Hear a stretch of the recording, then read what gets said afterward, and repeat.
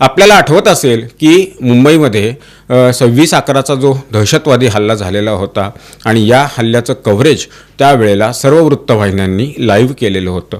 बाहेरून हे सगळं ऑपरेशन कशा पद्धतीनं सुरू आहे, जवान कसे ताज हॉटेल आणि त्या सगळ्या परिसराला त्यांनी विळखा दिलेला आहे, हेलिकॉप्टरमधून ते कसं खाली उतरत आहेत आणि अतिरेक्यांना पकडण्याकरता कशी रणनीती ते आखतायत, याची सगळी माहिती ही वृत्तवाहिन्यांवर लाईव्ह सुरू होती. आणि आतमध्ये ताज हॉटेलमध्ये जे अतिरेकी लपलेले होते, कसाब आणि त्याचे साथीदार, त्यांना मोबाईलवर ह्या सगळ्या गोष्टीची अपडेट ही मिळत होती. त्यामुळे ते अलर्ट होत होते. बाहेर काय परिस्थिती आहे, संरक्षण दलानं कशी रणनीती आखलेली आहे आपल्याला पकडण्यासाठी, याबद्दलची सगळी माहिती ही त्यांना मोबाईलवर मिळत होती.